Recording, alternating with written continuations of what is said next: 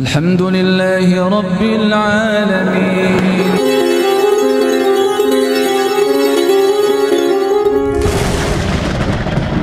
La ba'sa bil ghina liman ittaqa, kata Nabi sallallahu alaihi wasallam.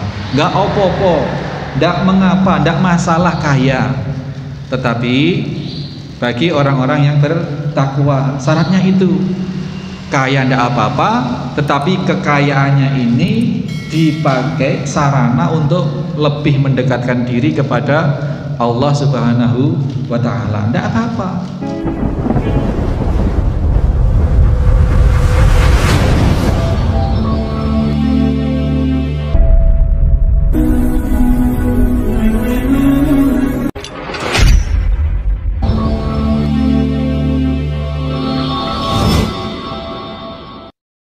Bismillahirrahmanirrahim. Assalamualaikum warahmatullahi wabarakatuh. Innal hamdalillah nahmaduhu wa nasta'inuhu wa nastaghfiruh wa na'udzu billahi min shururi anfusina wa min sayyiati a'malina. May yahdihillahu fala mudhillalah wa may yudlil fala hadiyalah. Asyhadu an la ilaha illallah wahdahu la syarikalah. Asyhadu anna Muhammadan abduhu wa rasuluhu la nabiyya ba'dah. Allahumma salli wa sallim wa barik ala Muhammadin wa ala alihi wa sahbihi wa mawalah. Hadirin hadirat jamaah Masjid At-Taqwa Wiringin Anom Panarukan Situbondo serta segenap mustami dimanapun berada, rahimani wa rahimakumullah. Kemudian hadis yang ke-23 ini, wa'an Ibnu Abbas. Ibnu Abbas namanya Abdullah, anaknya paman Nabi, jadi ini sepupu Nabi Mas. Ibnu Abbas wa Anas bin Malik, dua sahabat meriwayatkan radhiyallahu anhuma radhiyallahu anna Rasulullah sallallahu alaihi wasallam qala, sesungguhnya Rasul sallallahu alaihi wasallam telah bersabda, kalau jikalau lau anna li bani adam wadiyan min zahabin, kalau seorang anak Adam telah memiliki satu lembah emas, wadian, satu lembah emas, min zahabin, lembah, kita garis bawahi dulu, ini ehunya buanter ya Pak Agus. Lembah itu dalam kamus bahasa Indonesia itu adalah dataran di antara dua gunung. Ya kalau di daerah yang banyak gunung, lembah itu hanya kecil. Mungkin gunung sini dengan gunung di patokan. Itu di antara gunung itu lembah namanya. Nah, maka lembah ini bisa bisa sangat luas. Misalkan Gunung Putri atau gunung apa ini Pak? Di Ringgit ya Pak? Gunung Ringgit ya? Di mana ini? Pecaron. Atau yang gunung yang ini, yang di mana ini, yang ke atas, Kukusan, Gunung Kukusan, Gunung Putri itu kalau diketemukan dengan gunung yang di belakang Asem Bagus atau gunung yang di mana itu di Baluran, ya itu lembah.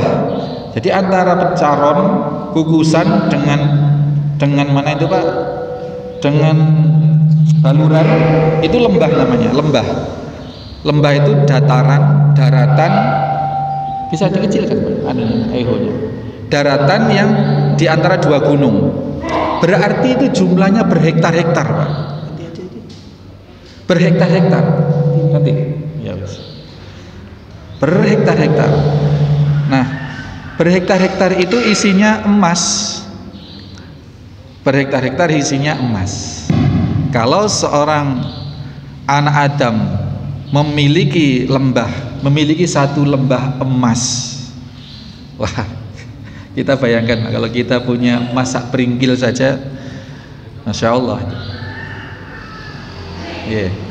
Kalau Pak Aripono punya emas sak genggam, ini sudah wis aku wis gak kate lapo-lapo, tak ngimakmur ke masjid, tak ke ngibadah, saya habiskan waktu saya untuk sholat, menunggu sholat berikutnya, beramal soleh yang sebanyak-banyaknya. Ini kalau jamaah Masjid At-Taqwa. Tapi Rasul membocorkan pada umumnya sifat manusia dalam hadis ini, ya. Kita lanjut dulu, asik ini. Lau anna li ibni Adam wadiyan min zahabin ahabu ayakuna lahu wadiyani, maka dia masih menginginkan, menyukai untuk menemukan atau untuk memiliki lembah emas yang kedua. Ini ya Allah, ini itu ya. Jadi luar biasa. Ternyata sifat umum manusia ini melalui informasi baginda Nabi, dan ini kita semua. Meskipun sudah punya seambre-ambre itu, masih ingin punya yang seambre-ambre yang kedua. Walayamlaan fahu illat turab, dan tidak akan puas atau tidak akan pernah merasa cukup atau tidak bisa penuh angan-angannya itu ya, kecuali sudah terisi dengan minturab, dengan tanah. Wa yatubullahu ala man taba, dan Allah menerima taubat orang-orang siapapun yang bertaubat. Ini Masya Allah. Jadi Rasulullah menggambarkan seseorang punya sesuatu yang sangat banyak, tetapi kecenderungannya masih mencintai atau menginginkan sesuatu yang banyak itu 2 kali lipat. Dalam hadis lain ini juga ada beberapa versi, dinyatakan kalau sudah punya 2 lembah, dia akan mencari atau masih senang untuk mendapatkan, atau masih senang kalau diberi lagi lembah yang ketiga. Itu sama kemudian statement Rasulullah, dan mulut anak Adam itu tidak akan pernah merasa cukup kecuali telah diisi dengan turab atau tanah. Ya, ini maknanya adalah meninggal dunia. Kalau sudah mati itu baru cukup. Kalau sudah mati nggak bisa angen-angen. Bahkan yang dipunya itu nggak dibawa. Yang dipunya, yang masih meger-meger, yang masih magrong-magrong, itu tidak diperlukan lagi. Ini ada di sini yang punya usaha, apakah toko, apakah bisnis apa, apakah pegawai, yang setiap bulan mendapatkan pendapatan. Kalaupun pengusaha swasta, kalkulasi setiap bulan berapa, bulan depan berapa. Kalau pegawai jelas, Pak Kamso, Pak Hari, jelas itu. Ya, bulan ini berapa, bulan depan berapa, sudah jelas. Nah coba, kalau bulan ini sudah terima 4 juta, 6 juta misalkan, atau yang bisnis bisa 12 juta, 13 juta, bulan depan dapat lagi, diterima atau bukan Pak? Diterima Pak. Ya karena kita senang dapat itu, senang, dan ini sifat umum manusia. Tetapi Nabi tidak mencela kepada orang-orang yang suka harta ini, yang kaya ini. La ba'sa bil ghina limanit taqo, kata Nabi sallallahu alaihi wasallam. Enggak opo-opo, enggak mengapa, enggak masalah kaya. Tetapi bagi orang-orang yang bertakwa, syaratnya itu kaya enggak apa-apa, tetapi kekayaannya ini dipakai sarana untuk lebih mendekatkan diri kepada Allah Subhanahu wa taala. Enggak apa-apa. Sahabat-sahabat utama Nabi itu Sayyidina Utsman bin Affan, demikian kaya sampai sekarang rekeningnya mengalir Pak. Yang ke Mekah, Madinah itu ya, hotel-hotel, ada satu hotel kawasan di Masjidil Haram itu yang milik, masih rekeningnya itu masih atas nama Utsman bin Affan, dan mengalir terus sampai sekarang. Asetnya dikembangkan untuk bangun tanah suci itu, fasilitas di sana sampai sekarang. Abdurrahman bin Auf demikian kaya, dengan kisah fenomenal dalam bisnisnya itu karena ingin miskin. Abdurrahman bin Auf, ya dengar nggih cerita ini, populer ini, karena pengen miskin karena takut dihisap nanti di akhirat, hisapnya lama orang kaya itu Pak. Maka dia pengen miskin, semua asetnya mau dimiskinkan lah. Caranya gimana? Dia membuat keputusan yang gila. Ketika musim kurma, ini ngomong ke harta Pak. Ketika musim kurma sudah mengkal, Rasulullah ngajak jihad fisabilillah, berangkat perang. Akhirnya ketika pulang berperang beberapa minggu, beberapa bulan, kurmanya sudah di atas, sudah busuk-busuk Pak. Kurmanya sudah nggak layak dimakan, sudah tidak enak lagi. Akhirnya kesempatan ini, harta yang dia punya oleh Abdurrahman bin Auf ini dipakai borong semua kurma milik sahabat, milik penduduk Madinah yang ikut perang itu, semua diborong. Dintek nih duite, dintek nih hartanya untuk borong barang bosok itu. Udah semua kebun kurma yang ada di Madinah yang busuk, yang tidak laku itu, yang punya para teman-temannya, para sahabat, para penduduk Madinah, diborong itu, habis uangnya, habis, miskin dia. Qadarullah, tidak seberapa lama ada utusan dari Afrika, dari Habasyah. Di sana terjadi wabah penyakit dan diutus oleh Raja Habasyah seseorang utusan untuk mencari obat. Obatnya itu adalah kurma busuk. Kurma busuk. Nah, kemudian semua kurma busuk yang terkenal kurma itu di Madinah. Maka mencarilah itu, ketemu Abdurrahman bin Auf, dan semua kurma yang ada di Madinah itu memang busuk dan pemiliknya hanya satu, Abdurrahman bin Auf, dan Raja Afrika itu, Habasyah itu, membelinya 10 kali harga. Jadi yang tadinya jadi miskin, hartanya tiba-tiba berlipat jadi 10 kali lipat. Nah, ini qadarullah. Ini masalah harta. Ewa semono, kata Pak Haji Haribono, bahasa mana itu? Ewa semono, bahasa Gendeng. Sungguh pun demikian, Abdurrahman bin Auf tidak lupa diri. Dia masuk dalam limanin taqwa tadi itu. Justru dia semakin bertakwa kepada Allah Subhanahu wa taala. Maka dengan hadis ini kita tidak perlu tersindir, tidak perlu tersinggung begitu, bahwa memang seperti itu. Saya jenengan semua sopo sing gak gelem wis duit 10.000 di dompet. Kalau dikasih bonus lagi dari kantor, Pak, ada bonus ini, pasti diterima kok. Pasti diterima.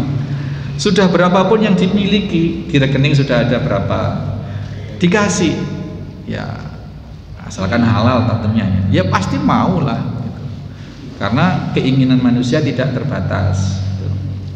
Nah, ini Bapak sekalian, sekarang musim kurban. Kemarin itu saya cerita, kemarin pagi juga kita ngaji di Al-Hikmah itu. Ada flyer, ada apa itu? Flyer itu brosur tapi dalam bentuk file disebarkan di WA itu, Pak. Antara kurban dan poligami. Ini ironis banget. Kalau poligami itu syaratnya kan harus mampu, Pak. Tapi kenyataannya banyak orang yang sebenarnya tidak mampu tapi pura-pura mampu sehingga maksa poligami. Berbeda dengan kurban. Kurban itu juga bagi yang mampu. Tapi banyak orang yang sebenarnya mampu beli kambing 2,5 juta, 3 juta, tapi pura-pura tidak mampu. Ini antara poligami dan kurban. Nah, standar kemampuan itu yang dimana-mana saya sampaikan. Standar kemampuan ini yang kemudian jadi dibikin bias oleh orang. Orang sudah punya ini itu, tapi karena masih punya tanggungan apa, yang tanggungan itu sebenarnya tidak mendesak untuk hari ini atau bulan ini, dikalahkan, Pak. Kurbannya itu dikalahkan. Padahal kalau kita itu tawakal ilallah, tawakal kepada Allah, sekarang yang ada ini dikurbankan, dibelikan kambing atau urunan sapi atau apa, bulan depan Allah ngasih rezeki lagi kok gitu. Ini kalau tawakalnya hidup, apa itu, rasa tawakalnya itu main di dalam hatinya, maka dia berani seperti itu. Sekarang, dan standar mampu itu sebenarnya adalah apabila yang di rumah ada yang dimakan, itu aja sebenarnya. Nggak neko-neko standar kemampuan itu. Sehingga jangankan punya motor, jangankan punya mobil, jangankan punya ini dan itu. Di saat di rumah ini sudah ada yang cukup untuk makan, ya, dalam bulan itu atau dalam hari itu, maka kelebihan untuk makan itu mencukupi nisab atau hitungan untuk beli hewan kurban, itu sudah terhukumi mampu sebenarnya. Tapi kalau dicadangkan, oh ini untuk simpanan Ustaz, jaga-jaga nanti bulan depan mau ada apa, atau anaknya masih kuliah sekolah. Loh, emang besok Allah tidak ngasih rezeki apa? Memang lusa Allah tidak memberikan rezeki. Allah memberikan rezeki tiap hari, tiap minggu, tiap bulan, tiap tahun. Maka permintaan Allah fasolli li rabbika wanharnya ini juga secara berkala, tidak seumur hidup sekali. Itu ya Pak. Jadi cinta dunia itu yang membuat orang menjadi merasa tidak mampu atau eman. Nah, sekalipun punya, di gambar ini sudah penggambaran yang sudah mentok Pak. Lembah kadek emas. Wah, ini sudah nggak terhitung, ini nggak kebayang kita. Lembah emas, sak deket-deketnya antara gunung satu dengan gunung yang lain. Kalau masih nyambung itu masih pegunungan Pak. Gunung Argopuro dengan gunung apa itu masih nyambung. Itu antara gunung sini dengan gunung sini, ini masih namanya pegunungan, belum lembah. Yang dinamakan lembah itu adalah bumi datar, sini gunung, terus ada gunung di sananya lagi gunung. Nah, antara gunung ini dengan gunung ini namanya lembah. Ya, ini sempit-sempitnya lembah ya berhektar-hektar lah, puluhan bahkan ratusan hektar lah. Emas. Kebayang nggak Pak punya emas kayak gitu, Masya Allah.